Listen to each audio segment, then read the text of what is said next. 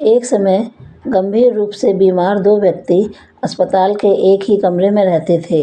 उनमें से एक को फेफड़े की बीमारी थी।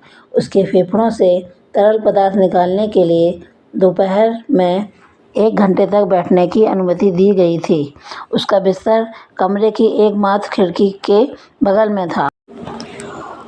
दूसरे को बिना हिले डुले सीधे ही लेटना होता था। वह बैठ नहीं सकता था। वे हमेशा बहुत से विषयों के बारे में बातें करते थे।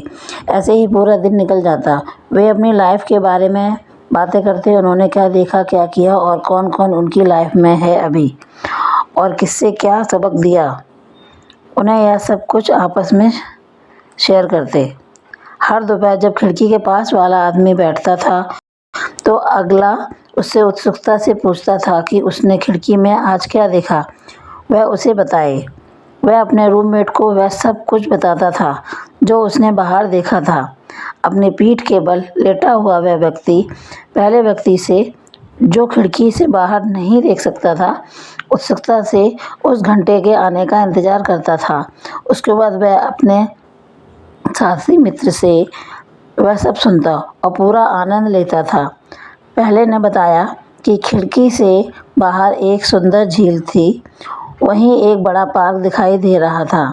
पक्षी और हंस पानी में तैर रहे थे और बच्चे किनारे पर खेल रहे थे। बहुत खुश थे सभी। कुछ लड़के लड़कियां बगीचे में हाथ डालकर घूम रहे थे।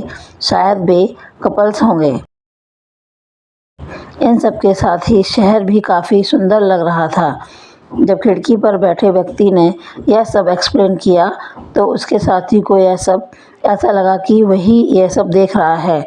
उसने अपनी आंखें बंद कर लीं और अपने मुंह पर एक बड़ी मुस्कान के साथ आराम से कुछ सोचता हुआ शांति से लेट गया।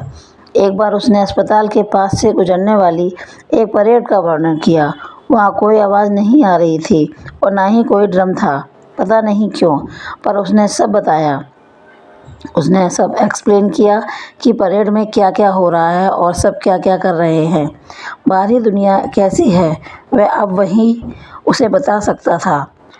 वो भी वही जो उस 1 घंटे में हुआ हो। एक बार उसने एक खेल के बारे में बताया जो कि कुछ बच्चे अपनी चीज़ों के साथ उसके सामने खेल रहे थे, और वो भी कि उसको कैसे खेलना है और उसके क्या रूल्स हैं। कभी कभी वह लोगों के बारे में बताता कि वो क्या पहने हैं और क्या कर रहे हैं और वो कितने लोग हैं। इस तरह दिन गुजरते गए।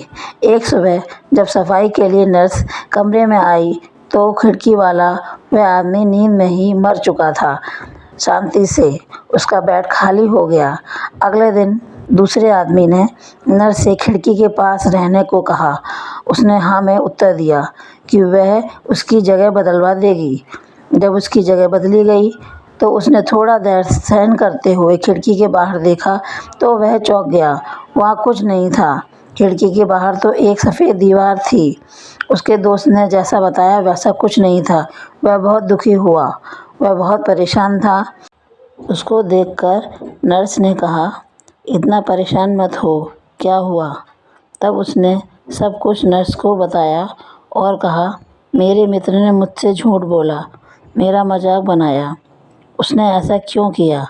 नर्स ने उसको देखा, थोड़ा सोचा, फिर बोली कि वह शायद तुम्हें खुश करना चाहता था, इसीलिए उसने ये किया। उसको पता था कि तुम यह सब जानकर खुश हो जाते थे। तुम्हें ये सब देखने की इच्छा थी। ये सब तुम्हारे लिए ही किया उसने, क्योंकि वह देख नहीं सकता था। जब तक वह था तुम्हें खुश करने का प्रयास करता। उसको पता था कि वह ज़्यादा दिन तक यह नहीं कर पाएगा, इसलिए जितने दिन वो रहा एक कहानी तुम्हें सुनाता गया जिससे तुम्हें शांति मिले और तुम्हारा दिन अच्छा बीते। ऐसा था तुम्हारा मित्र।